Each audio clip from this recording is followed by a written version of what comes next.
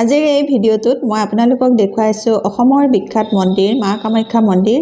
এয়া মোৰ সৌভাগ্য মেলিছে এই বছৰত দুবাৰ দৰ্শন কৰা আৰু এমাহৰ পিছতে মই আকৌ এবাৰ দৰ্শন কৰিবলৈ পাইছো মা কামাখ্যা মন্দিৰ এয়া। আৰু দৰ্শন কৰি ভিতৰৰ পৰা ওলালো। আমি আহিছিলো ৰাতি 2টা বজাতে, আহি পেলাই পালোহি 4টা বজাত। নগাঁৱৰ পৰা আহিছিলো, আহি 4টা বজাত আমি মন্দিৰৰ ভিতৰত সোমালো আৰু মোৰ লগত আছে এয়া ভাগিন দুজনী। তেওঁলোকক এবাৰ দৰ্শন কৰাবৰ কাৰণে আনিলো। ইয়াৰ আগৰবাৰ আমি দৰ্শন কৰি গৈছিলো।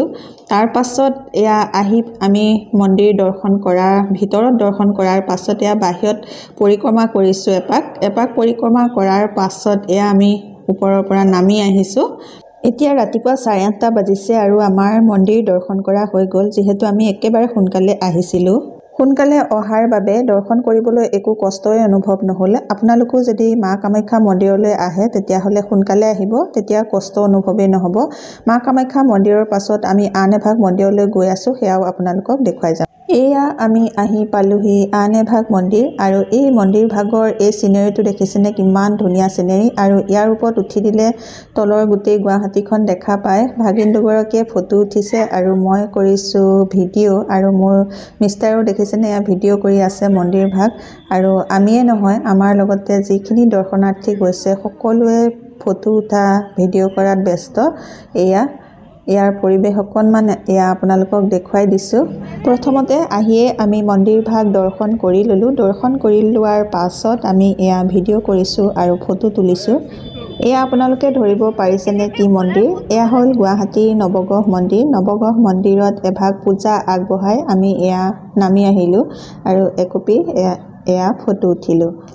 গুৱাহাটীৰ পৰা আহি ঘৰ পালোহি। ঘৰ পোৱাৰ পাছত কেইদিনমান ঘৰৰ ভিতৰত সোমাই থাকি আমনি লাগিল আৰু এয়া আজি যাবলৈ ওলাইছোঁ এপাক বাহিৰলৈ। আৰু বাহিৰত গৈ ভাবিছোঁ আজি খাই বৈয়ে আহিম আৰু ঘৰত নবনাওঁ। সদায়নো নিজৰ কিটচেনতে কিমান বনাই খাম। নিজৰ কিটচেনটো আজি অকণমান আজৰি দিছোঁ আৰু এয়া বাহিৰলৈ ওলাই আহিছোঁ আমি হাজবেণ্ড ৱাইফ দুইজন। আৰু দুইজনে এয়া গৈ আছোঁ গোলাঘাটৰে এখন বঢ়িয়া ৰেষ্টুৰেণ্টলৈ।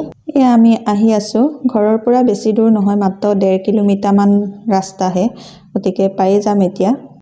এয়া আমি আহি পাই গৈছোঁ। এয়া হ'ল গোলাঘাটৰ বেঙেনাখোৱা চাৰিআলি বুলি কয় আৰু এইখিনিতে আছে এই দুপৰীয়া ৰেষ্টুৰেণ্টখন। আৰু এইখিনিতে আমি গাড়ীখন এতিয়া পাৰ্ক কৰি ল'লোঁ। পাৰ্ক কৰি লোৱাৰ পাছত আহিছোঁ এয়া উৎসৱ ৰেষ্টুৰেণ্টলৈ। এয়া মিষ্টাৰ আগে গৈছে আৰু এয়া মই আৰু এয়া আমি দুইজন ওপৰলৈ উঠি আহিছোঁ। ৰেষ্টুৰেণ্টখন ওপৰত আছে।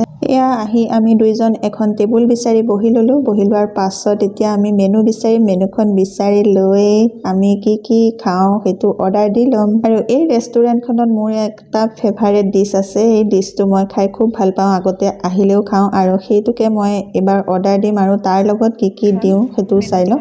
আহি গ'ল আমাৰ মেনু আৰু এতিয়া মই মেনুখন মোকলাইছোঁ। এয়া মোকলাই পেলাই অৰ্ডাৰটো এয়া দি ল'লোঁ। খাদ্যৰ অৰ্ডাৰ দি লোৱাৰ পাছত মইনো আৰু কি কৰিম, মই এয়া ভিডিঅ'কে বনাই আছোঁ। আৰু এইফালে এয়া মিষ্টাৰ দেখিছেনে, মোবাইল টিপাত একদম ব্যস্ত হৈ আছে। তেওঁ মোবাইল টিপিয়ে টাইম পাছ কৰিছে আৰু মই ভিডিঅ' বনাই টাইম পাছ কৰিছোঁ। কেতিয়া আমাৰ খাদ্যটো আহিব আমি অপেক্ষাত আছোঁ। আৰু এই ৰেষ্টুৰেণ্টখনৰ খাদ্যবোৰ ভেজ হয়, ইয়াত নন ভেজ নাপায়।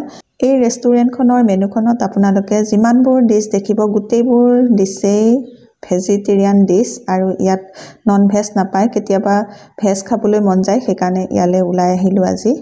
এতিয়া অপেক্ষাৰ অন্ত পৰিল, আহি পালে এটা ডিছ আৰু এই ডিছটো হ'ল মিক্স চচ পাস্তা। আৰু এই পাস্তাটো হ'ল মোৰ বহুত ফেভাৰেট আৰু এনেদৰে পাস্তা বনালে মই বহুত ভাল পাওঁ, সেইকাৰণে মই এইটো অৰ্ডাৰ কৰিলোঁ।